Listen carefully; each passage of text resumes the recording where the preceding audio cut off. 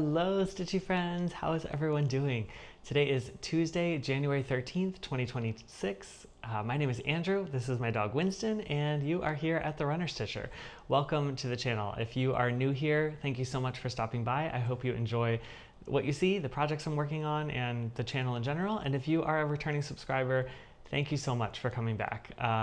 You are the reason that we are now at Flosstube number 75. That seems like a pretty big milestone again. I feel like we keep hitting these as we go, but 75 Flosstube episodes. When I started this channel 2 years ago, I never thought that I would get to 75 videos. That just didn't even seem like a possibility to me. But the friendships that I've built here, the community that we are building, it's just been so much fun. And I really, really look forward to coming back on Tuesdays and sharing my updates with you. It's something that is definitely keeping me going and motivated. So thank you all so much for coming back and making this channel what it is. I really appreciate each and every one of you. Yeah, Flosstube number 75, we are here. We are in the middle of January already. I can't believe how fast this month is going already. But I hope your new year is off to a good start. Mine has been busy, but productive and good. The weather here in Florida has taken a little bit of a cold turn for the next couple of days. I think on Friday morning, the low on Friday morning is supposed to be about 31 degrees. So it's gonna get cold here. But so far we've had some really nice weather for me to run in, and I can take a little bit of a cold spell while I'm here to be avoiding most of winter. This morning it was one of those beautiful mornings that was a little crisp and cool, but the birds were out. And when I walked Winston for his walk this morning, you just heard so many birds chirping. It felt like springtime. I saw my first cardinal, red cardinal here in Florida, so that was exciting. And yeah, it's just been really nice. Running has been just a pleasure down here. I haven't been pressuring myself to run at a certain pace or a certain time, and that's been really exciting too. So just been able to kind of relax in my running and not have anything that I'm specifically training for, but still get those runs in. So it's been a really, really nice time down here. But I hope your new year is off to a great start as well. I hope you're meeting your goals, and I hope stitching is going well for you so far this year. Yeah, we're in 2026. There's no going back now. So here's to this being a good year for us. Real quickly, I just want to say a quick thank you to Joyce, who took advantage of the Buy Me a Coffee link this week. Thank you so much for your gift. I really appreciate that. It definitely helps with shipping costs and just costs of the channel in general. So I really appreciate it. Thank you very much. I also wanted to talk about, now that we're in January, it is whip parade season, and there are so many whip parades happening at the moment. I am so far behind on Flosstube. I feel like since I've been here in the warmer weather and with my parents, there's just been more going on, and I haven't had as much time to just sit down and watch Flosstube like I did before. So I apologize, I am so far behind. And if I missed your videos or have not kept up on it, it's nothing personal. I just have not had the time to catch up. I hope to soon. But with whip parade season, I want to know, what whip parades have you been watching and really enjoying? If you want to leave the comments down below, I'd really appreciate it. I want to know where to start. Whose did you really enjoy? What have you been enjoying watching? Typically, I do my whip parade in the summer. That's kind of when I've done mine for the past couple of years, and I think I'll stick with that cadence. It's a lot coming off of Flosstube, Flossmas in December to go right into a whip parade, and I have been down here a lot of times over the new year, and I don't have all my whips with me, so stay tuned in the summer for a whip parade for me. But let me know who's you're watching now, and I would love to check them out as well. Okay, let's just jump into the stitching then today, why don't we? So I've got 4 projects again for you this week. I don't have a total count of the stitches that I did again this week, but I'm really happy with my progress. I think it was very consistent with what I was getting before, so I'm really happy about that. I think I found a good rhythm and a good amount of plans to keep me motivated, but not kind of overwhelm me. So 4 projects, and let's just jump right into it, why don't we? So the first one I'm going to show for you is Saga, and that is what this one looks like here. Get that in camera. It's this beautiful piece with all these different arches, and I will go ahead and pop a video in here of where I was when I started the week. Okay, here's my starting point for Saga for the week. I am going to be continuing on this arch right here, and I'll probably bring this deer down a little bit further and work on this section here. But this is what it's looking like right now. You will see it now. Now, before I show you the progress I've made on Saga this week, I'm going to read you the story for this half arch because I'm pretty well far into the arch now. So let's go ahead and read the story. Today's story for Saga is called The Monarch of the Glen. Storytime today finds us abseiling 4 rows down from the top on the far left-hand side of Saga. It's only a half arch really, but it isn't half a nice little tale. The big guy with antlers is Landseer the Stag, who is full of his own importance and has assumed the title Monarch of the Glen, even though technically he doesn't qualify as a monarch because he should have at least 8 points each side on his rack. But are you going to argue with him? He's known for driving home his point, and Giuseppe the old Gili still has flashbacks about his encounter. In the distance on the brae is one of the Majesty's offspring, young Buck Rogers, racing with Lackland, the deerhound pup, but for how long they'll continue to play nicely is anyone's guess. The raven in the magician's hat, taking liberties atop Landseer's antlers, is Bythier, an enigmatic name which conjures up visions of ancient Celtic fire festivals in woodland clearings or a famous Viking raid. But if I tell you he's a distant cousin of Quill, it will come as no surprise to learn that Bythier fire is Scotland's strongest beer and weighs in at 75% proof thanks to the judicious addition of a slug of Mountain Dew. Which just leaves wee Jockey McCocky, a Machiavellian Scotty dog, a true ankle biter, and the real power behind the throne. Jockey by name and jockeying's his game, he'll stop at nothing to gain mastery of any profitable situation. The scene is set, you've met all the characters, so it's time for a very short story. It's Thursday afternoon just as the schools are coming out, and the whole gang are straining their ears for the unmistakable chimes of Mr. McWhippy's ice cream van playing Flower of Scotland at full volume, bringing their usual order of double haggis ice cream ×5 with porridge oats sprinkles, butterscotch sauce, and a flake. Bon appetit, lads. So that is the story and all the characters that we have in the arch. Now I will show you where I got to in my stitching. Here is Saga as a whole, and let's go ahead and zoom in now to this arch. So you can see here we've got the raven in the magician's hat standing on top of the stag, who is the monarch of the glen. We've got his young buck kind of running beside him there in the side. And then we've got the little Scotty that they're playing in the yard here at the bottom. And that's the full story. Now, if I zoom in a little bit further here, I'm trying to get this as clear as possible. Right there, you can see that the grass is all backstitching, which is pretty cool. I think that's a great way to use backstitching to add a little bit of dimension to the piece. And yeah, I think it's really, really neat. So yeah, I was able to add in 626 stitches this week, which puts me at 54.03%. So we hit another percent on Saga, which is super exciting. And that's the half arch that we worked on.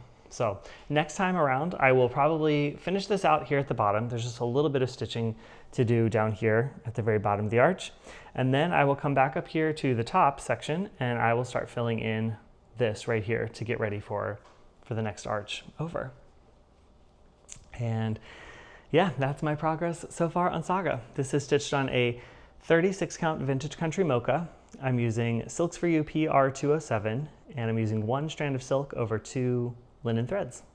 So a lot of fun, happy to have another percent in, and that is the update and story on Saga this week. And the next 3 whips I worked on were my temperature stitching whips. So the first one called was the Bee Queen. This is from Tiny Modernist, and here is what she is going to look like. Try to get that centered there. There we go. The Bee Queen. And she was only called for 2 days, so 200 stitches, and I definitely put that amount in. And then I just kept working on her. I didn't want to stop. So let me put a video in here where I was when I started the week. Here's my starting point for Bee Queen, and I will be continuing to work on her dress right down in here. So that is the section you will see now. We'll see how far I get. And I will go ahead and show you now where she is today. And here she is. Isn't she looking so good? Let's zoom in here a little bit so you can see her in her full glory. So basically what I did this week is I finished the dress. You'll notice that this corner of the dress is now completely stitched and completely done. I also added in some of the mushrooms on either side. So on this side, I was able to add in both of these larger mushroom motifs. And on this side, I added in the largest one. So I still have the smaller one to go here. And then there are a lot of motifs along the bottom border here. Let me show you the pattern again, just so you can see it. But along the bottom, there's a bunch of little flowers, another bee that will have to be completed. And all of that will have to be done yet in order to get this finished. But she is well on her way because, you know, I already started on some of those flowers underneath. You can see the white stitching. The bee is in there. And yeah, the mushroom motifs were the biggest ones left on the side after her dress was completed. So this was well over 200 stitches. I just couldn't put her down. And I think she's gonna come out again next week. Now that she is so close to a finish, I'm just itching to get this project completed. So this will be a finish probably here in January in the next week or so, and really happy to have that done. So Bee Queen is stitched on a 16 count Oyster Aida, which is the called for fabric, except on the cover they used linen, I used Aida, and I'm using all the called for DMC from Tiny Modernist. So all of these are the called for threads for her, and I just think she looks really, really lovely. Yeah, it's a beautiful piece. The dress is huge. It's a lot bigger than you would expect. The piece in general, I'm not sure because I'm stitching from a paper pattern, so I don't know how many stitches there are, but it does seem larger than I would have anticipated. However, it's so much fun. There's such a few amount of colors in here, and yet the way, I say this every time, the way she uses the colors is just brilliant, and it makes it for a really fun stitch, even though there are a lot of color changes and a lot of different things here. But let's do one more look at the Bee Queen here. All the way from the top, we've got the flowers and the bee, the honey pot, the honey stirrer, her beautiful dress. We've got the flowers in the center of her dress, the beehive, the mushrooms. Just such a fun springy piece, and happy to have this and be thinking of spring, as I know a lot of you are going through really cold weather, and I'm getting ready for spring already. But that is the Bee Queen. The next temperature stitch piece that I worked on was Treasury of Compassion. This is from Teresa Kogut, and here's what this looks like. It's a beautiful piece with a lovely prayer in the center that really means a lot to me and was gifted to me by my good friend Sarah at SammyStitchesStore. I can't say thank you enough again for that. This was called for 200 stitches for temperature stitching, and I'll put a little video in here of where I was when I started the week. Okay, here's my starting point for Treasury of Compassion, and as you can see, I already started the floss right here, so I'm gonna continue working in these words and try to get a little bit more of that filled in for this time. You'll see it now. And here's where I was able to get to. So this week I added in 231 stitches, and some of that was in the words. So I think I added the word endless right here. I think I might have had some of endless. No, I think I added all of endless this week. So now it says, eternal God in whom mercy is endless and the inexhaustible. But I was happy that these words all lined up when I added that center word in there. I also came over here to this corner and I added some of these motifs right in through here and brought this down a little bit further. And that was the 200 stitches this week. But I'm all the way across the top, so that is the width of the piece there, which fits just about perfectly in this on this fabric, which is an unknown fabric, unknown count. I think it's 36 count, but I'm using the called for Valdani floss in 1 strand.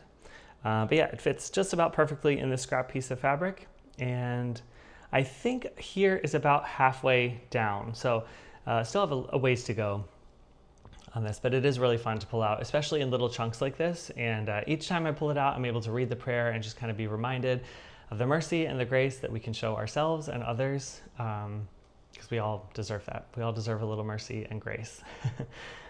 But this is such a beautiful piece. I'm so happy to be stitching on it, and it will keep coming out for temperature stitching, because I think now we've hit 2/3 of its goal for temperature stitching. So there's 1,000 stitches left, which means 10 days left for this to be called until we switch to a new project. So that is Treasury of Compassion from Teresa Kogut.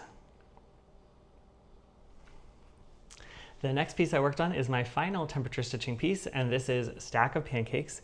This is from SammyStitchesStore on Etsy. Here's what this is going to look like. It's this beautiful stack of pancakes that makes me hungry every single time I stitch on it. But I will go ahead and put a picture or a video in here of where I was when I started the week.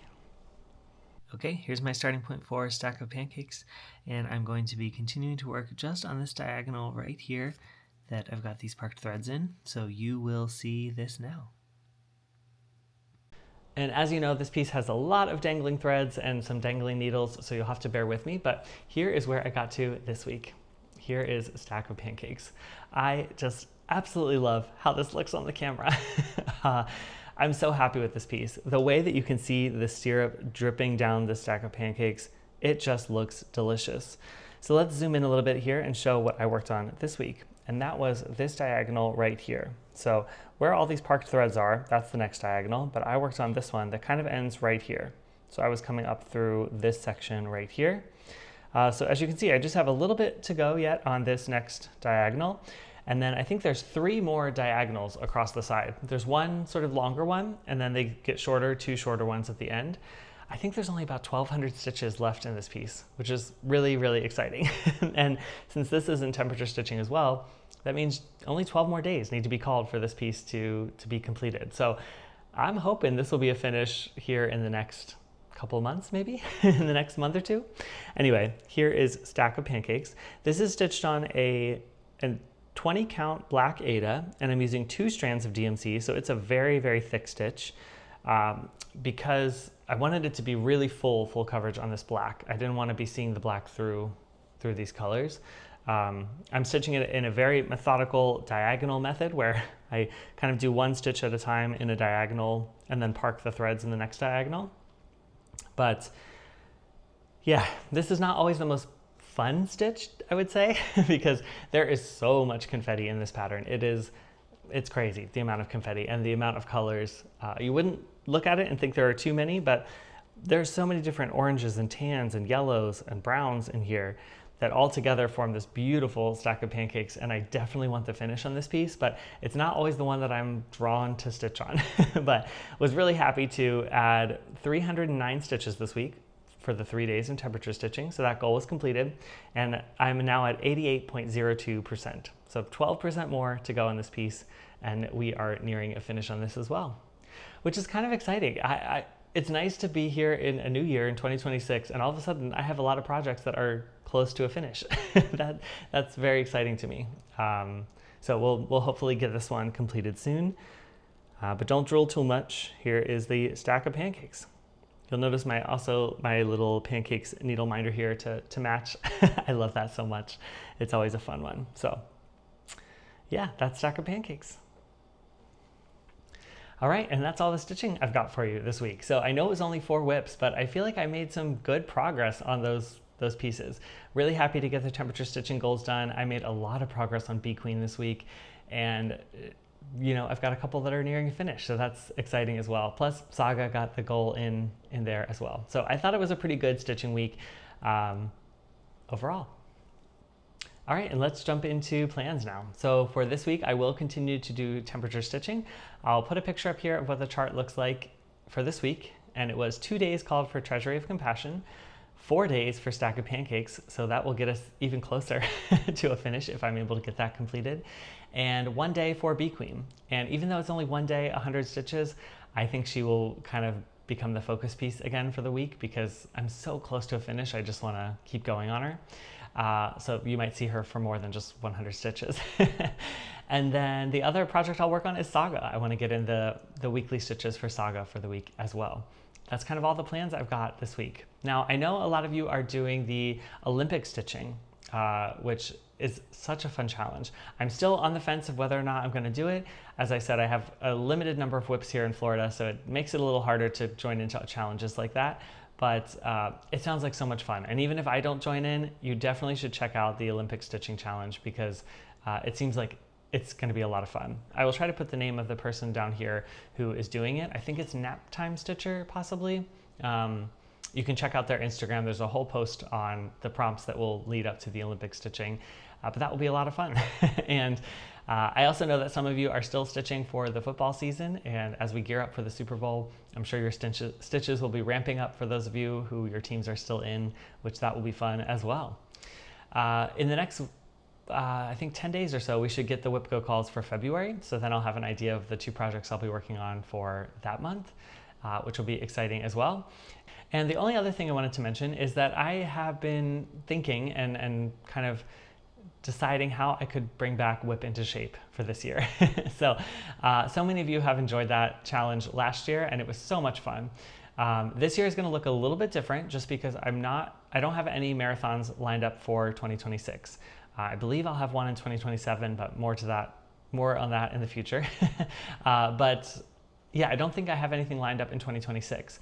And so the challenge might look a little bit different, but I've got some ideas rolling around in my head, and I think some of them will be enjoyable for you. So stay tuned for that in the next couple of weeks, as I'll kind of be announcing what the Whip into Shape challenge will be and what it will look like this year. But I hope it's something you'll be enjoying as well. All right, and I think that's all I've got for you today. Obviously, Winston is acting like he's sleeping already. I guess I bored him to sleep. But yeah, I think that's all we've got for you. So I will keep this nice and short and let you get on to your next whip parade or your next Flosstube. But thank you so much for spending a little bit of time with me today. I really do appreciate it. And keep running if you're a runner. Always keep stitching, and be kind to whoever you meet on your journey. Bye for now. Until the next stitch.